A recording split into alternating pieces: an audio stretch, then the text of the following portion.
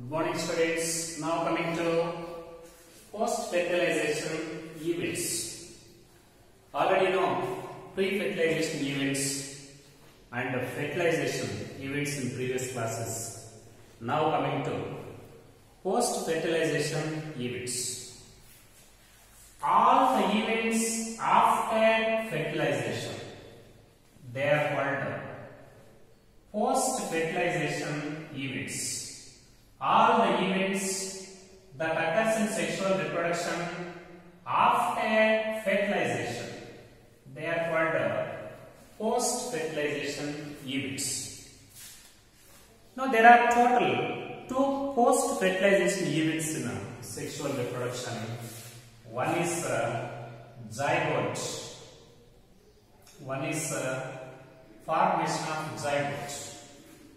Second one, this is embryogenesis. Zygote and embryogenesis. Here also 2 events before fertilization. Okay? You know, there are 2 events before fertilization. Gametes formation, gametogenesis, and gametes transfer. Similarly, there are 2 events after fertilization, that is formation of zygote and embryogenesis. There are total 2 events after fertilization, and these 2 events after fertilization are called post-fertilization events in sexual reproduction. Okay, first coming to zygote. You know, during the time of fertilization, male and female gametes, they are fused, leading to the formation of zygote. This is zygote. Actually, male gamete is haploid and female gamete is also haploid. N plus N. It leads to the formation of diploid zygote. Okay, such a fusion of male and female gametes in sexual reproduction, this is called fertilization. This is called fertilization, also called syngamy. This is called syngamy. Okay. Anyhow, as a result of fertilization in sexual reproduction, it leads to the formation of zygote. Zygote is diploid. This zygote formation is universal. Formation of zygote is universal in all sexually reproducing organisms. It is universal in all sexually reproducing organisms. Okay, there is no the exception. In sexual reproduction of each and every organism, male and female gametes are formed. Male and female gametes are fused, and zygote is formed. Formation of zygote is universal in all sexually reproducing organisms. Okay. Actually, this zygote, you know, fertilization is internal and external. For example, in case of external fertilization, most of the aquatic organisms like algae, external fertilization takes place in algal members. What is external fertilization? Already know this point in previous class yesterday.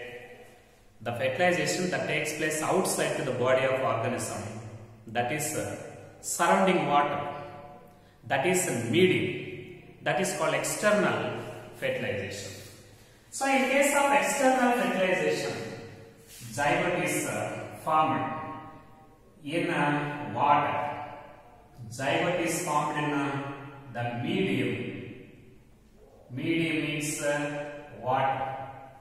In case of external fertilization, zygote is formed outside the body of organism, because fertilization takes place outside to the body of organism, so that zygote is formed outside to the body of organism, that is in medium. Here medium is water.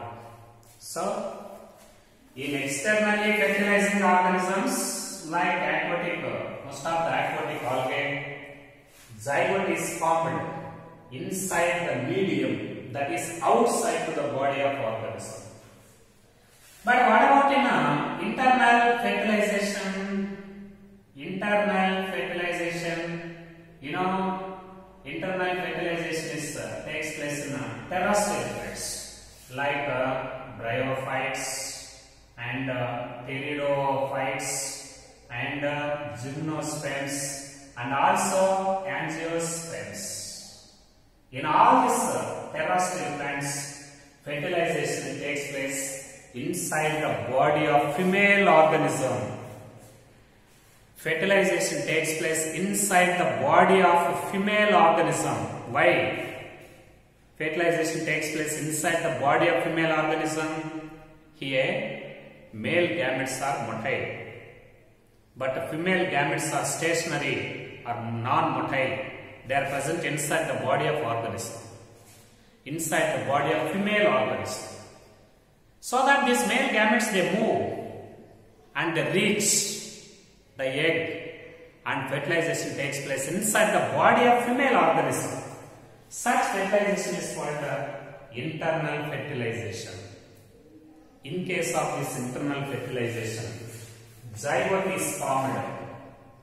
Okay?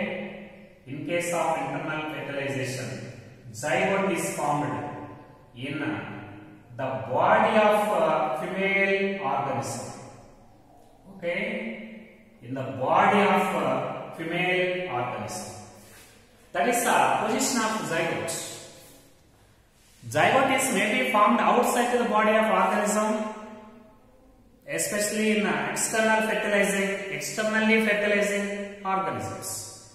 But zygote is formed inside the body of female organism in case of internally fertilizing organisms. That is the nature of zygote. Similarly, once the zygote is formed by the fusion of male and female gametes, the further development, okay, very important. Further development of zygote, it is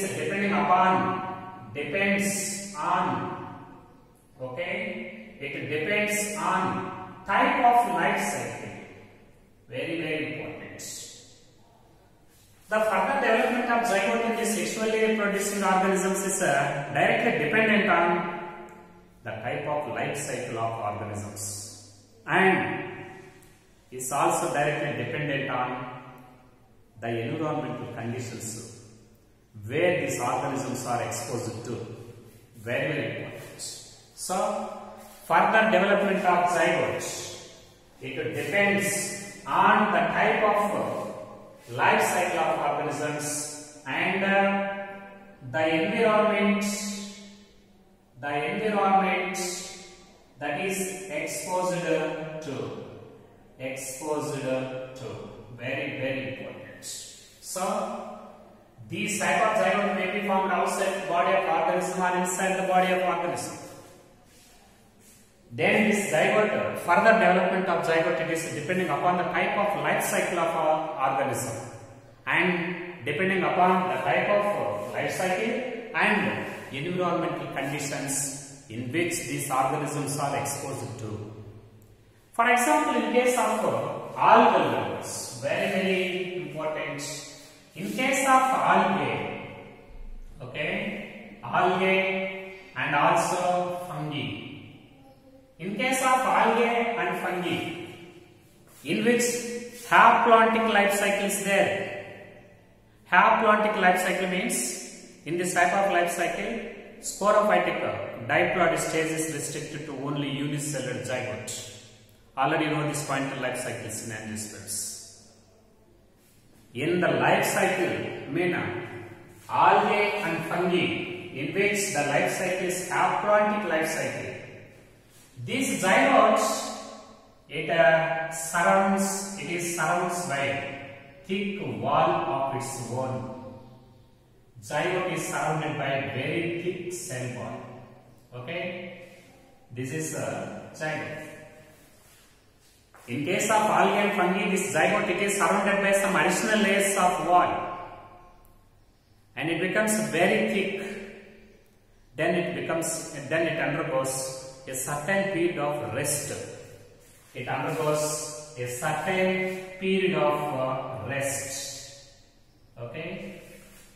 Just before the germination of this zygote, first they undergo some dormancy period.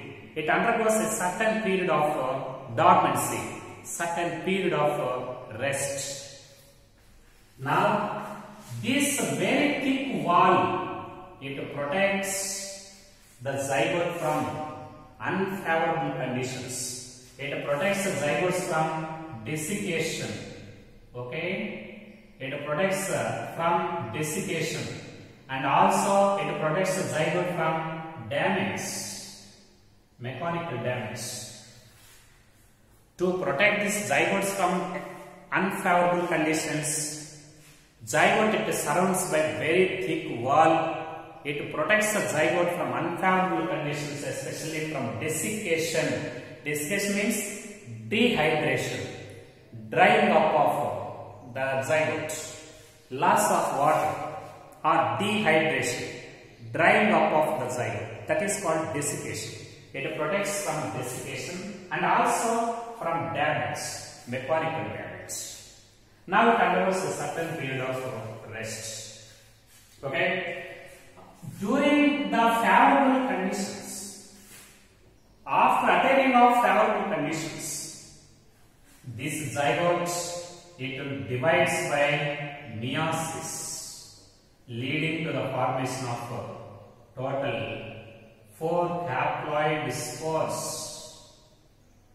4 haploid spores. Like this, they are the haploid spores. Here, the diploid number of chromosomes is reduced to half in meiosis, resulting in the formation of haploid spores. Every zygote divides by one meiotic division to form total 4 haploid spores. Now, these 4 haploid spores, they germinate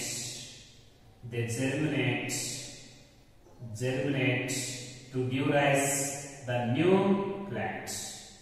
Okay, every like this. This is a haploid, and every haploid spore it germinates into the new organism in favorable conditions.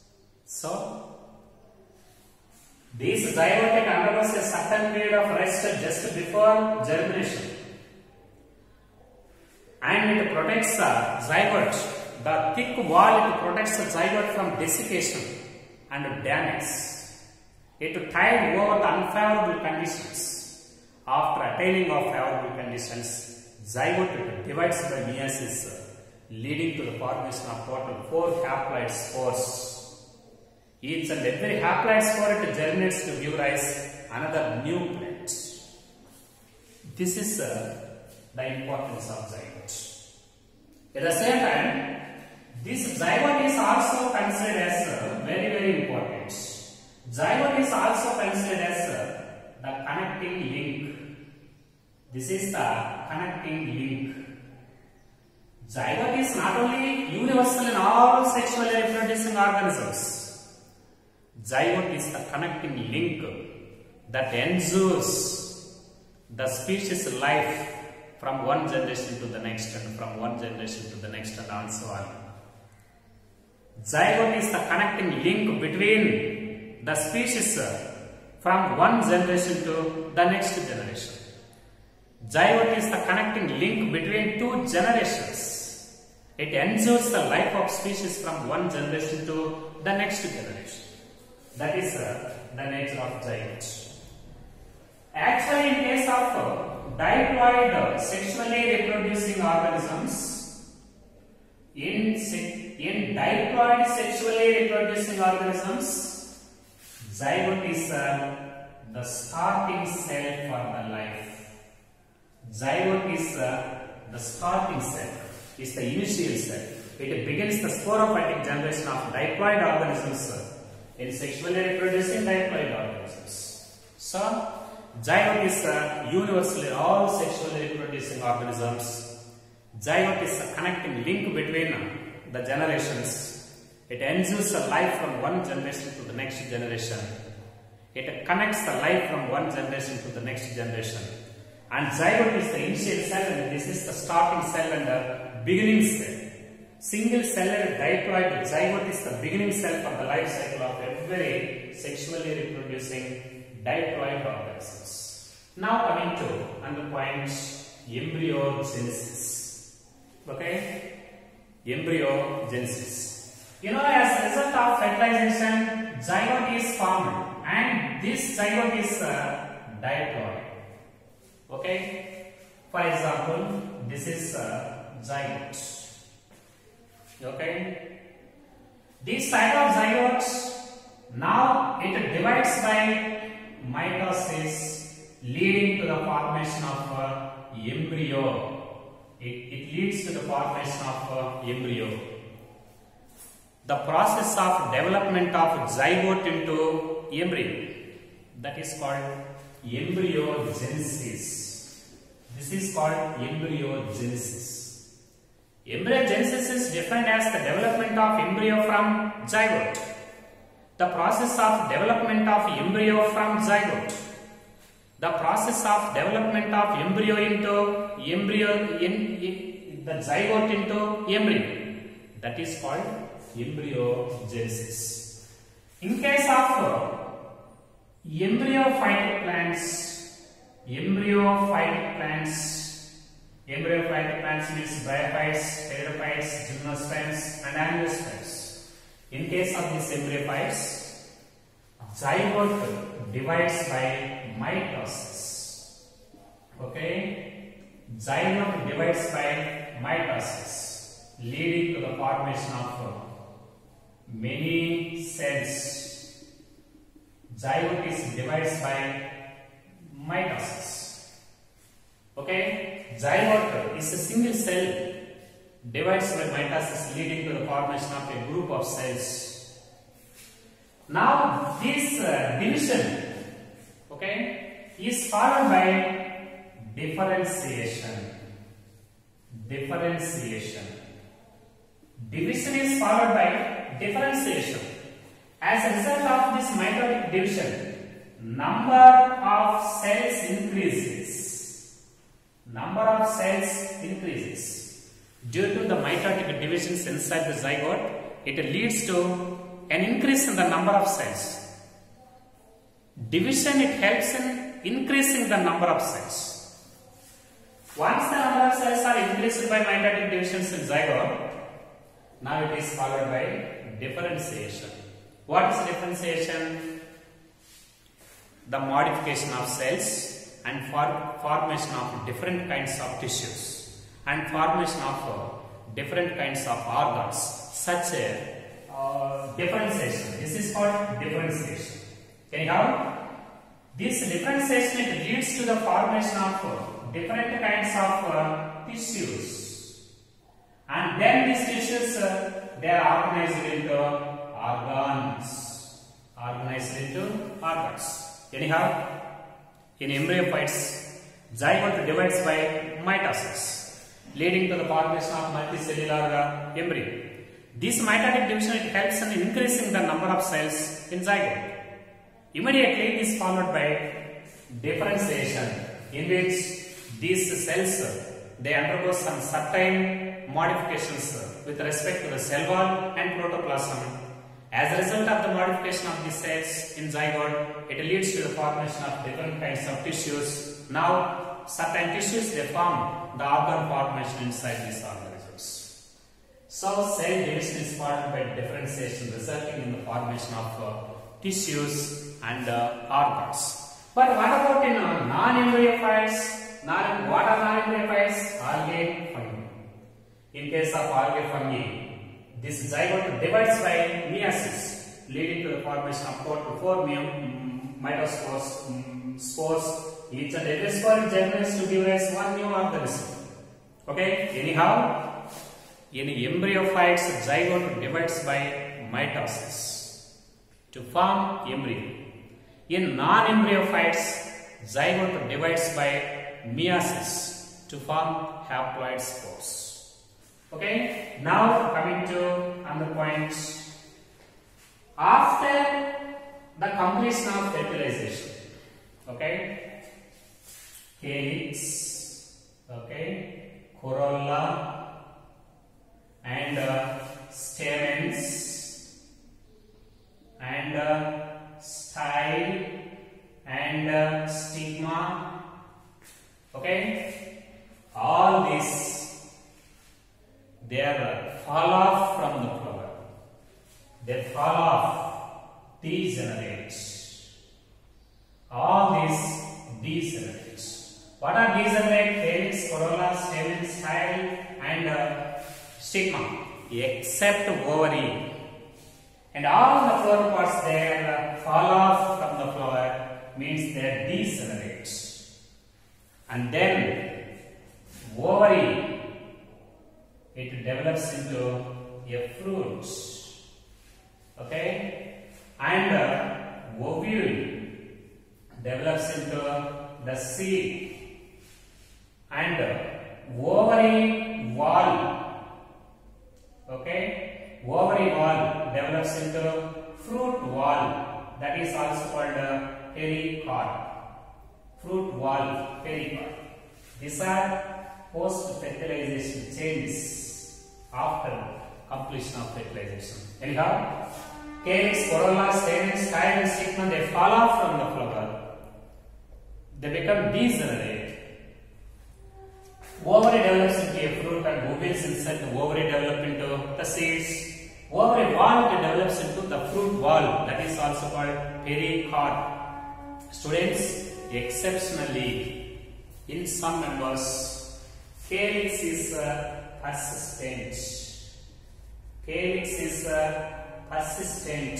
Persistent means permanent.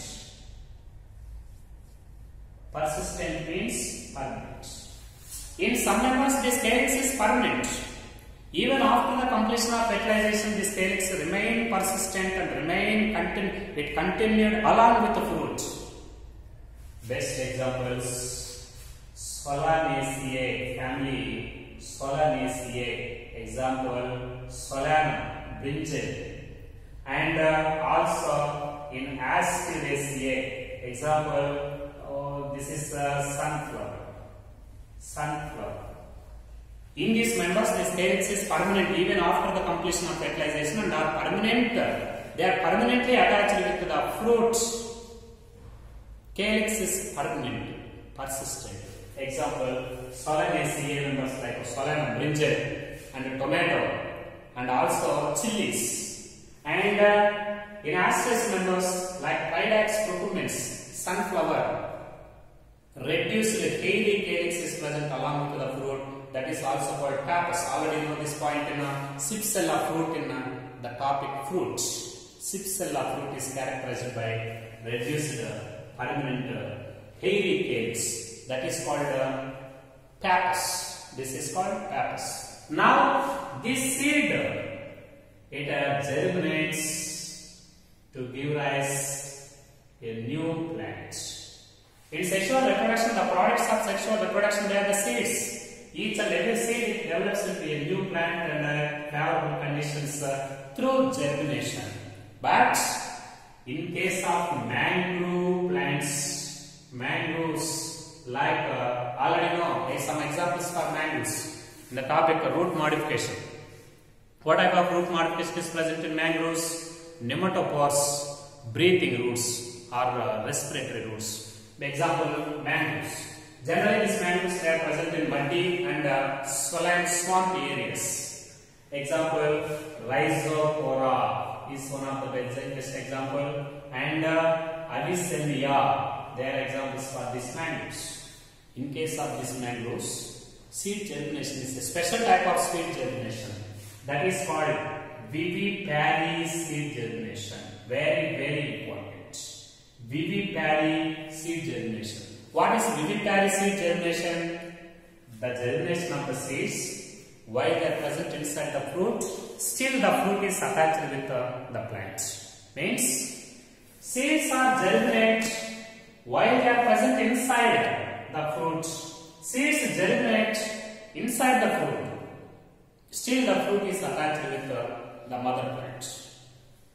The process of germination of seeds while they are present inside the fruit, still the fruit is attached with the mother plant. That is called vivipary seed germination. This is a special type of seed germination. Okay? This is one of the best strategy to lower the atmospheric stresses. It is one of the best adaptation seeds to conserve the seeds from atmospheric stresses. And it ensures the life, and it ensures this establishment of successful establishment of the seedlings. Okay, this vivipary seed germination is one of the best strategies to lower the environmental stresses, and it ensures and it play very significant role in the successful establishment of the seedlings in the saline conditions. Mangroves, that is in swampy areas. Such type of seed germination, the type of seed germination that takes place, the seed germination that takes place inside the fruits, still the fruit is attached with the mother plant. Such type of seed germination is called vivipary seed germination. This is one of the best adaptation to conserve the seeds, to protect the seedlings from external and environmental atmospheric stresses. Okay, this is post fertilization chains.